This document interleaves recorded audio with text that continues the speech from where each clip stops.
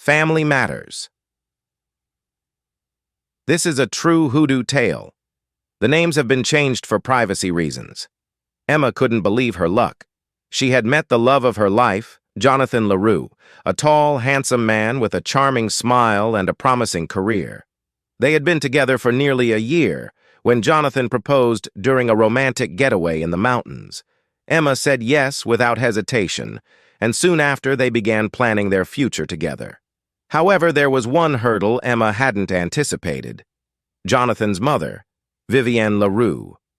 The LaRue family was old money, deeply rooted in New Orleans society, with a reputation for being both powerful and mysterious. Vivienne, in particular, was known for her strong-willed nature and an air of mystery that made people speak in hushed tones about the family's connection to the old ways, the kind of whispers that hinted at practices better left unmentioned. From the moment Jonathan introduced Emma to his mother, Vivienne's disapproval was clear.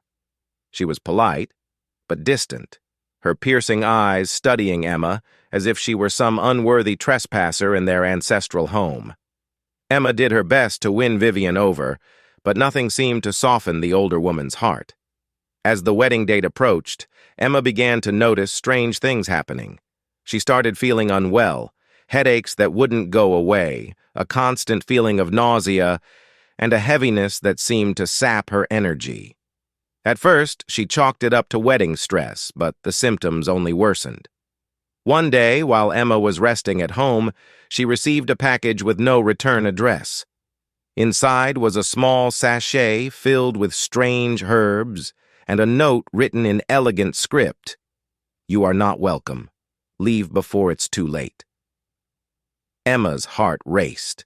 She had heard stories about the LaRue family's connection to the old ways, but she had dismissed them as superstitions. Now, she wasn't so sure.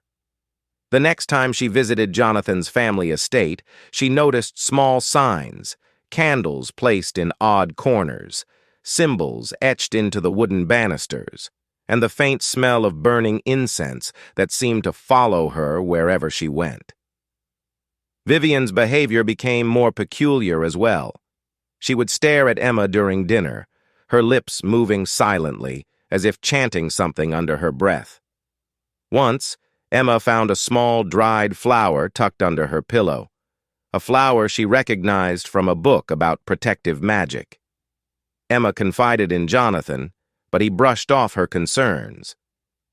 "You're just stressed, sweetheart. My mother's old-fashioned, sure, but she wouldn't do anything to harm you." But Emma knew better.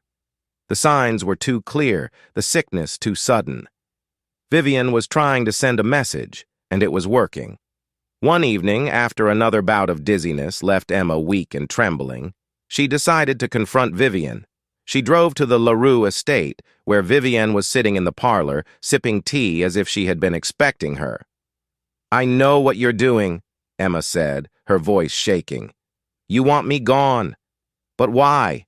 I love your son. Why would you do this to us?"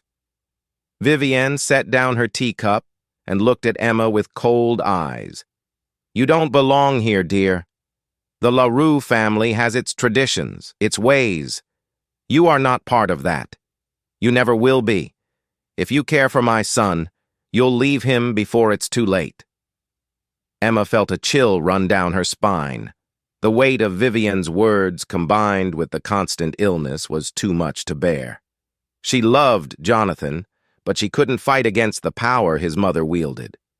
The LaRue family's roots ran deep, and Vivienne's determination to protect those roots was stronger than any love Emma could offer. The next morning, Emma made the hardest decision of her life. She met Jonathan at a quiet cafe, her hands trembling as she handed back the engagement ring. "I can't do this," she whispered, tears streaming down her face. "I'm sorry, but I can't." Jonathan was heartbroken and confused, but Emma didn't explain further. She couldn't. She left the cafe, leaving Jonathan and their future behind, her heart heavy but her mind clear. As Emma drove away from New Orleans, the sickness that had plagued her for weeks began to lift. By the time she reached the city limits, she felt lighter, as if a dark cloud had finally been lifted. She knew she had made the right choice. The LaRue family wasn't meant for her, and Vivienne had made sure she understood that. Emma would find love again, but she would never forget the cold eyes of Vivienne LaRue or the subtle power she wielded to protect her family's legacy.